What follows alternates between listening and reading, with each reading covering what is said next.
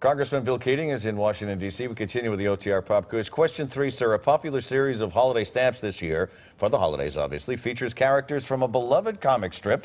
Which comic strip?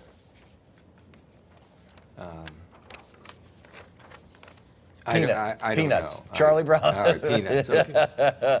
I'm not doing well with these post office actually, issues. you're perfect so far.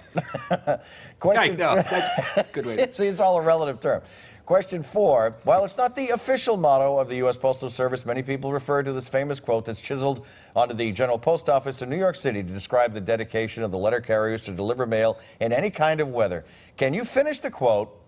Neither snow nor rain, nor heat nor gloom of night will stop us from our appointed rounds? That's close. Stays these couriers from the swift completion of their appointed rounds. And the final question is, since I mentioned at the beginning you went to B.C., what is the zip code for Boston College's main campus in Chestnut Hill? Yeah, I know, right? 02179? 02467. I wouldn't have known that one either. Play that number in the lottery tonight. Right, there you go. It just goes to show you obviously didn't write to your parents very often when you were at Boston College.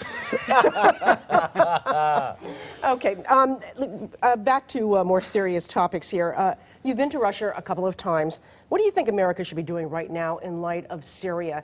And is there an opportunity to sort of partner with Russia, or is that just fantasy at this point?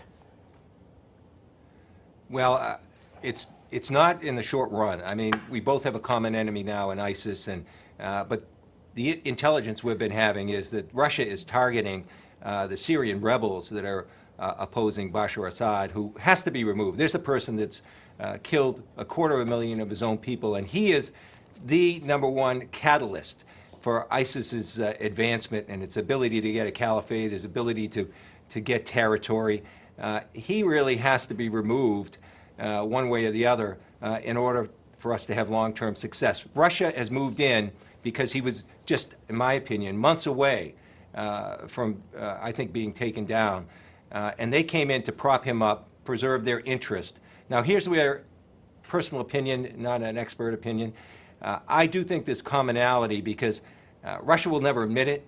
They are better served having Assad out of there too and having someone else that they can keep their alliance with, but not him.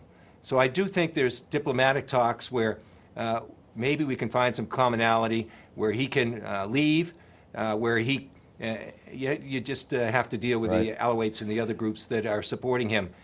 So there's that area of commonality that I think potentially exists. In the time we have left, I wanted to talk about gun control, and let me frame the question this way. With San Bernardino, do you see any support in Congress now for a federal ban on gun permits for those that are on the no-fly and the terrorist watch lists? Well, the support's there. I mean, there's a discharge petition to get a Republican-sponsored bill on the floor that would not allow this to occur. I was amazed as I look back, you know, in the 10-plus years looking back, there have been over 2,000 people that are on the terrorist watch list that have legally obtained guns. So I believe that if we could get it to the floor for a vote, and that's the real key here, I think there's a chance to pass. Yeah, but if there wasn't an appetite in Congress after Sandy Hook for any form of gun control, and there wasn't after the massacres in Colorado at Columbine High School, is there going to be an appetite now after San Bernardino? Is there going to be one? I think that in the last several weeks we've had procedural votes. That's the only way that some of the Democratic leadership could get bills on the floor. And we've had several of them, and we'll continue to have them. And we're hopeful that really people will change the equation here because it's just beyond common sense that we don't have that kind of limitation on people on the terrorist watch list. And I know people are saying, well, the list makes mistakes. Right. Well, Ted Kennedy was on it. Those same people. I asked those same people, well, that's not the real issue. Do you want to? Would you get on and you allow your family on a plane, knowing it had people on that list on the plane? So the issue is not the list or not the security. And one of the we can scrub the list and make appeals process and handle those kind of issues. Right. The real issue is the gun lobby, and we have to stand up to that gun lobby. And this is something that I know the American public has strong feelings about, in terms of changing, particularly on the terrorist watch list issue. Congressman Sir, I greatly appreciate your time. Thank you for joining us from Washington, D.C. If it's never too early, have a great holiday. Happy holidays Yeah. to everyone that's listening. And to you as well. Thank you very much. Bill Keating joining us from Washington, D.C. The roundtable is next. Stay with us.